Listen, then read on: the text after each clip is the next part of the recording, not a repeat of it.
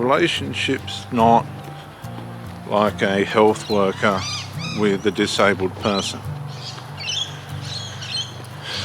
Relationship's about two people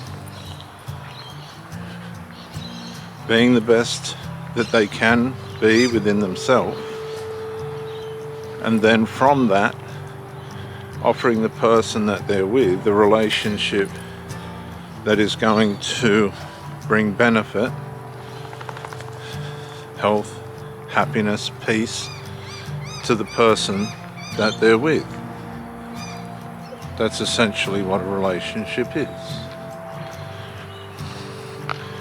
But what we're finding in this modern era is that relationships are turning into child-minding operations where the person's either disabled by drugs or some other mindset that they've decided to adopt.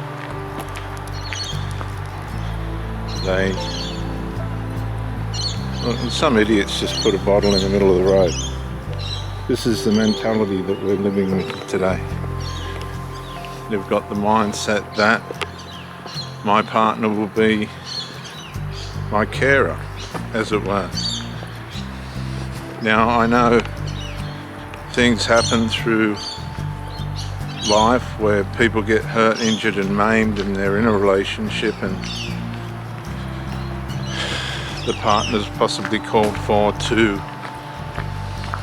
assist and care for the person that they're with. But this is happening covertly in relationships now. What's happening is people are meeting people, be it they are predators or not, and they are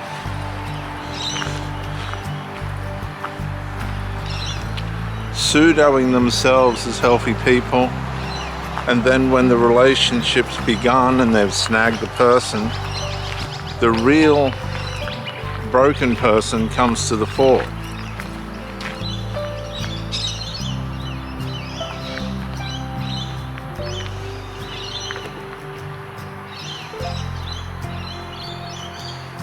Come on, mate.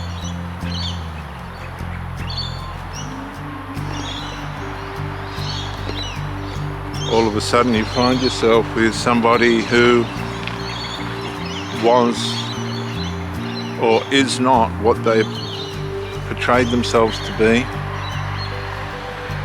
You're in a situation where you're got worries and concerns blasting out of your mind and your heart, telling you that something is most definitely seriously wrong with this person.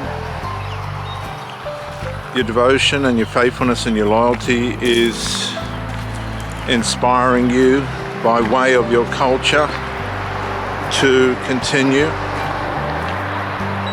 push on. There's areas of void in the construct of the relationship that should not be there, and this is working against you within your mind and heart. Will sit please for release. Sit for release.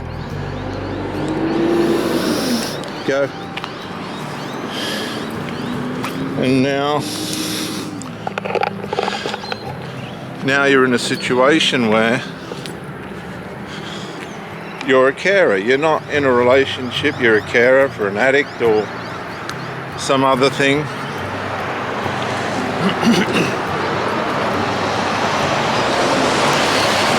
And it's troubling you, it's wearing you down. Sorry about that, viewers. But your devotion and your faithfulness and and your loyalty is blinding you from the sin that you're putting up with from the person that you've chosen to be with.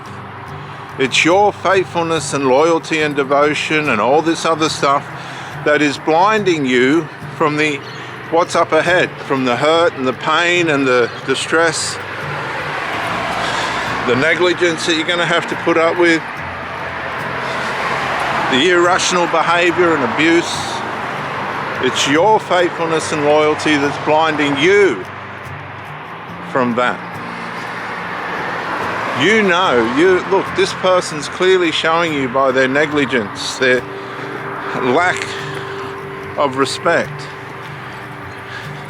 their lack of effort in the relationship, that something is seriously wrong. They're not the right person for you, and this could be coming out of the blend. You just haven't blended. Your soul hasn't blended with their soul. Nothing good is coming of it. But today, with the magnetism of victimhood and the pedestal that it's been put on, you will serve me because I've suffered so and so, or I've got this problem and that problem, and that's how you're to recognize me and serve me. Put you in a corner. Put you in a place that if I leave this person, I'm not a good person myself. My life is now devoted to the sinfulness and weaknesses of the person that I'm with. And that's not how it's meant to be. This happens to cult members. And there's a lot of cult activity within the normal Christian church. They're not going to admit that. And a lot of theological abuse. Theological abuse, remember that word? Amongst all the other abuses that takes place. And these people deliberately devote themselves, deliberately sustain themselves in an environment that's clearly and completely not healthy for them. We're being micro-incrementally entrained to stay in situations that we should have got out of a long time ago, because we're frightened of the way in which our devotion and faithfulness will be measured. But faithfulness and devotion and loyalty and love and all these things, yeah, the Bible says it doesn't fail. Well, don't let it fail. If something's wrong and the person's not going to fix it, let them fail. You move on without them. See, the covert sinner, the covert personality disordered person, they'll keep turning up. They'll keep turning up for the goodies, but there'll always be one foot outside the fence, and you're going to sense this, and this is what's going to bring your trauma. Bit by bit, you'll go into trauma. Bit by bit, you'll start breaking down. Bit by bit, you want answers. Bit by bit, you're not getting them. Bit by bit, that person's more silent. You know less about them. Passive aggressive, abuse. It's not overt, it's covert. This way, please. Good boy. And covert abuse is so well hidden that you have to be on your game. You have to know that this ain't right. There is just something that isn't right. I can't tolerate or deal with this or put up with it anymore. And parallel your exit by justification of their negligence, and it has to be legit. If you're just going through a loss of attraction, then get out and just tell that person I'm not attracted anymore. But if you're in a battle to keep a relationship alive with somebody that's not making an equal contribution, as they're going into debit in the relationship, you withdraw. You withdraw your sunken investment. You don't push in harder to an investment that's going down the tubes. You get out. You get out and save what you can. It's time for you to get out and save what you can. Tell them I'm not in, I'm out. I can't do this anymore, I don't want to do this anymore, leave them alone. They'll leave you alone, hopefully, and if they don't, just call the police or something.